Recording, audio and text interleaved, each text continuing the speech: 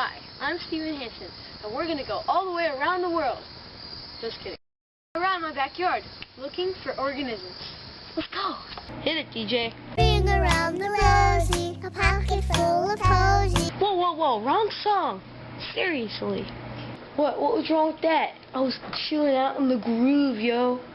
You're uncool. Just play the right music. Fine. This squirrel in this picture here shows both commensalism and symbiosis. Commensalism because the squirrel here eats the acorns on the tree, therefore the tree cannot drop the acorns and reproduce, and the tree does not benefit, but the squirrel does. It also shows symbiosis because the squirrel lives in the tree and eats the acorns, but some acorns do fall to the ground because of the squirrel shaking the tree's limbs. Therefore, the acorns fall, and the new tree grows. I make my way over to the garden. Here are some bees and butterflies. The bees and the butterflies show a mutual factor because the bees and the butterflies carry off the pollen made by the plants. The plants benefit because there will be more plants next year from the pollen. The bees benefit because they can make vital honey and food for their nest. Butterflies need vital food for their own selves too. As I travel some more, I find a mushroom. Mushroom feeds off the nutrients in the soil, which is an abiotic factor.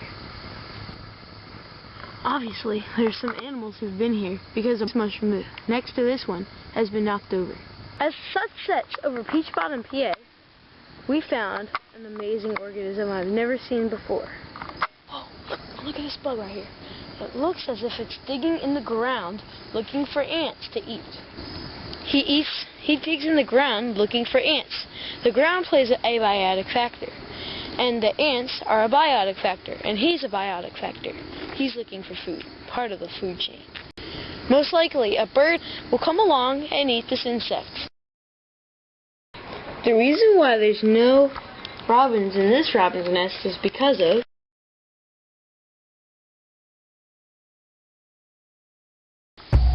here we have a snake. Do not know what type he is, but he's long and black, probably about a yard long. Where did he go? There he is. Wow. See him moving.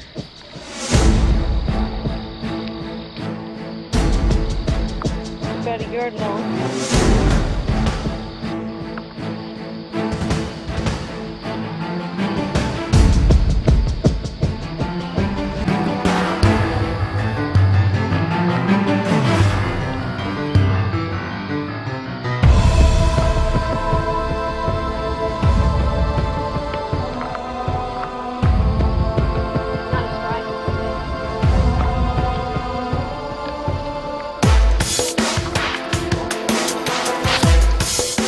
That's probably where he gets his food. This used to be a gopher hole, but most likely the snake ran off the gopher and took the hole over. This here is a mole hole. My cat ate most of the moles in our yard, so we don't have to worry about them. I run over, and I'm careful not to step on what I'm about to step on. It's a granddaddy longlegs. Look at the fangs on the guy. In this picture, you can see a hornet eating a rotten peach off this tree. This is part of the food web, insect eating green plants. This would-be is chewing off some particles off the cedar treehouse that I have in my yard. He's actually mixing it with his saliva and making this nest. Not only have the crickets gone to work, but guess who else? Yeah, our favorite pests, mosquitoes. Yeah, I hate them. Did you know there's an ancient trick? Way back in the days of Zulu and everything, they actually rubbed their nose 30 times, and legend says it secretes some sort of a hormone that keeps mosquitoes away. I don't know if it's true. Let's try it.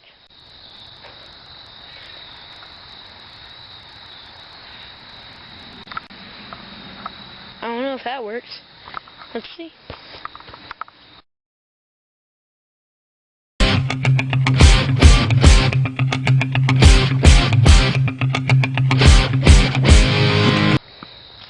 Oh, there's not much. Do I believe my eye? It's a stick. Yeah, I know what you're thinking. A stick. Get over it. This just ain't any ordinary stick. It is a chewed up stick.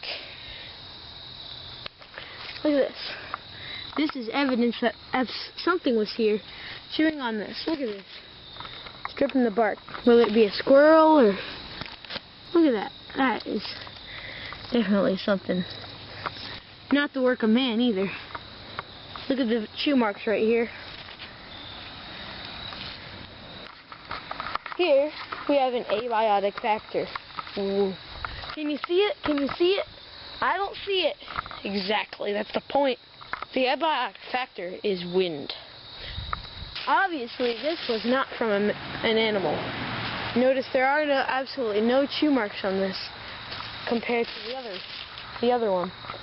But this was from so much wind that it actually had to fall off. Now that's something. Here we have another observation. Our lime lights. The blooms are starting to turn pink. I don't know if you can see that. But they're starting to turn pink.